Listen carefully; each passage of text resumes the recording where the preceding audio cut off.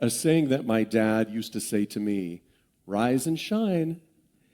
Another saying that he would always say is, attack the world with vigor.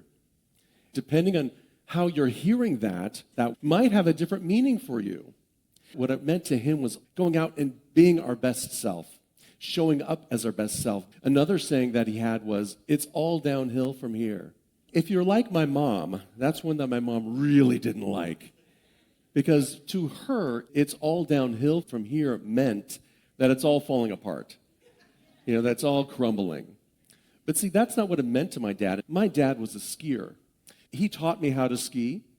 We took the family up to Mammoth Mountain, and he got my skis on and gave me a rope, and he would pull me along on the flats so that I would learn balance, so that I would learn how to turn.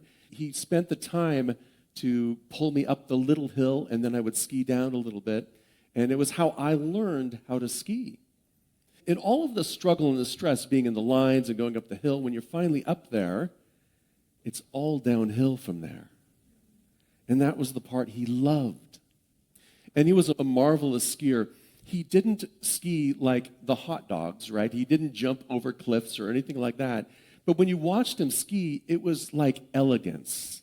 He just had a beautiful form. I'm sitting there trying to race around and jump over things. And he's now just whoosh, whoosh, whoosh down the mountain.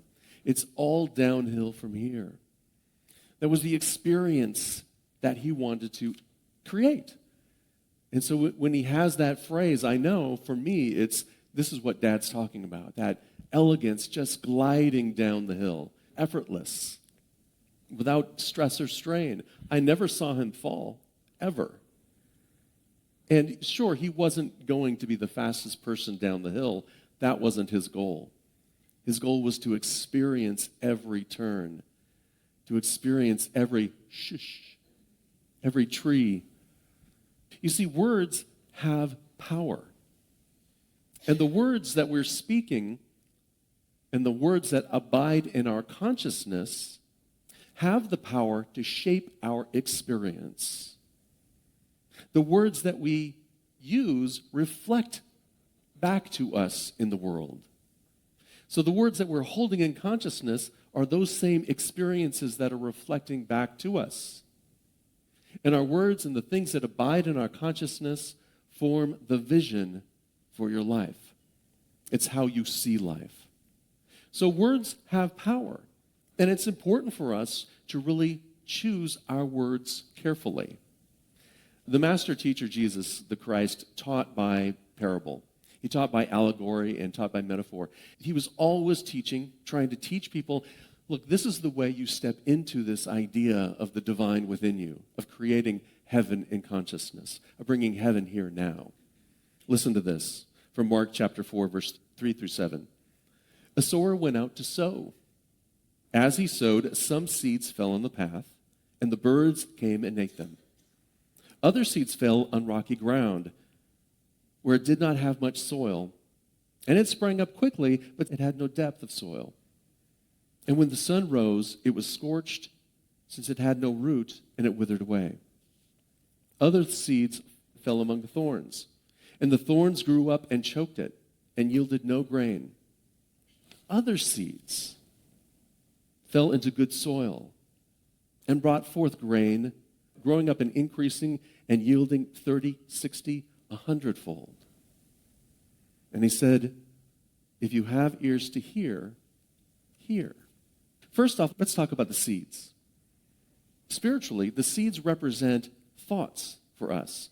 The seed thought, the inspiration, the idea. And it's not quite germinated yet, but the seed represents the growth of that idea within us.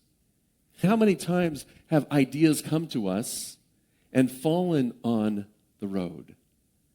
And birds came up and ate it and took it away.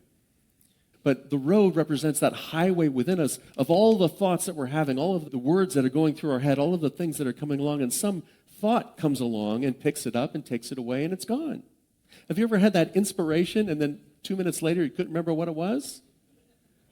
Those birds are just taking our seeds away.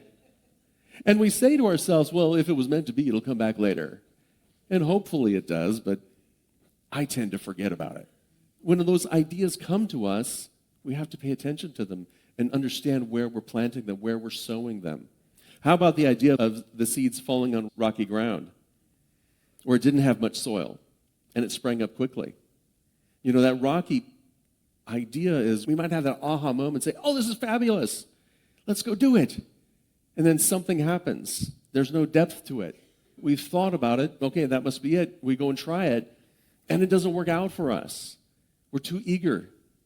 The rocky path represents enthusiastic, gushing, short states of mind that lack depth and endurance. So we get that great idea, woohoo, and then the next day, life happens. And that great idea is burnt away. Yeah, no, I don't think that anymore. Yeah, that was silly to begin with. What about those seeds that fall into the thorny patch? The critical mentality, which sends forth sharp, cutting, unkind thoughts and words. A fixed mindset. I already have an idea. That's great, but this is the way it's supposed to be. We have that fixed mindset, and any inspiration that could come to us from this divine intelligence of the universe, my thorny consciousness is going to choke it out and prevent it from flourishing. And then there are the seeds that fall on good soil. We are open. We are receptive. We are nourishing. We have a spiritual mindset, and we're listening. We're listening to that deep inner wisdom. We're listening to that creative idea and allowing it to grow in its own time. We water it. It doesn't grow right away. We have to keep watering it. We have to tend it. We have to care for it. It's like our daily practice. We have a great idea, but until we put it into practice and we nurture the idea, until we put that practice into our daily life and give it time to germinate. It's going from the intellectual understanding of these things and bringing it down into the heart and embodying it. And until we're willing to put in the effort to allow it to germinate, it's going to be carried away. It's going to die on its own. That idea will float by us and maybe come back to us in 20 minutes or 20 years. I thought about this as a kid, but I didn't do anything about it. And now here I am. This idea of allowing that energy to take hold of that energy, to take hold of that idea when it comes to us and say yes. You know, there's a big question about who the sower is. And many religions look at that from the perspective of, well, that's God. And that's one way to look at it. Ideas come from a divine mind. And the other meaning that it might have is that God is that big bushel of seeds. And we pull out the seeds. We select the seeds. We are the one sowing the seeds. We receive the ideas, and then we bring it into manifestation. That's what we do. And when these ideas are based in love, based in understanding, based in compassion, you know they're the right way to go.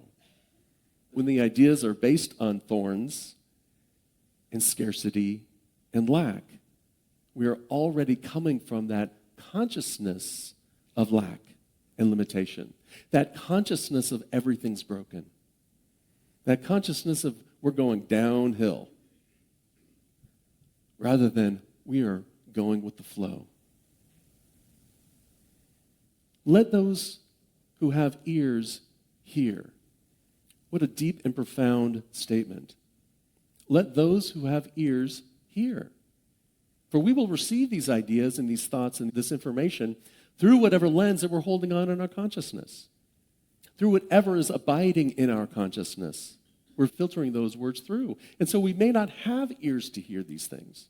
We may not have ears to hear the truth, to hear love, to hear compassion being expressed, because we're too busy in our fixed consciousness.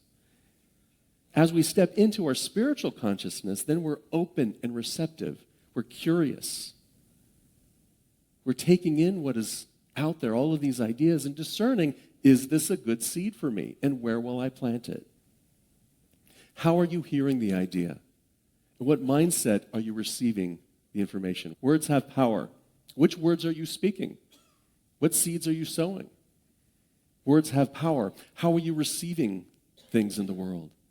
How are you receiving the ideas from Spirit, your wisdom, your intelligence, and from one another? Through what lens are we experiencing it? That which abides in your consciousness outpictures in your life. How will you envision your life today? How will you see your life in this coming week? What words will you use to bring it to life, to plant the seeds within you? We get to choose. We get to choose how we hear things. We get to choose to be open, willing, and receptive. We get to choose which words that we'll sow. And sometimes there will be weeds. And what do we do with weeds? We pull them so that we can tend to the idea. Those weed thoughts will sprout up. And hopefully we're not planting weeds. I was pulling some weeds in the garden out in the front yard that kind of extended out into our neighbor's yard. And I was pulling them out before they seeded. I did a little bit in his yard. I was tired, so I took a break. And then a couple days later, I saw the person who was doing his yard got out a weed whacker. Sowing the seeds. I'll be back out there pulling those weeds in a little while. What a great metaphor. The weeds in our life seem to pop up. It's not our fault, but they're in our garden. And so it's my responsibility to pull those weeds, to not let them grow in me, to allow what I want to grow by pulling the weeds and sowing what is mine to sow. This is an affirmation sown by Charles Fillmore, one of the co-founders of the Unity Movement. This is his daily affirmation as he got out of bed, and these are the seeds that he sowed. I fairly sizzle with zeal and enthusiasm and spring forth with a mighty faith to do the things that ought to be done by me. Now, he was 94 when he wrote this and when he was saying this. So it's got a pretty good track record. I fairly sizzle with zeal and enthusiasm and spring forth with a mighty faith to do the things that ought to be done by me. And so it is. And so we accept it. One of my last phrase that I'll bring forward with you that was my dad's, he would always say, onward and upward. It didn't matter what was happening in life. Dad's view was always onward and upward. He didn't fret when things started to break. He had a garage where he could pretty much fix anything. It was filled with pretty much everything. His name was Jack, and he was a jack of all trades.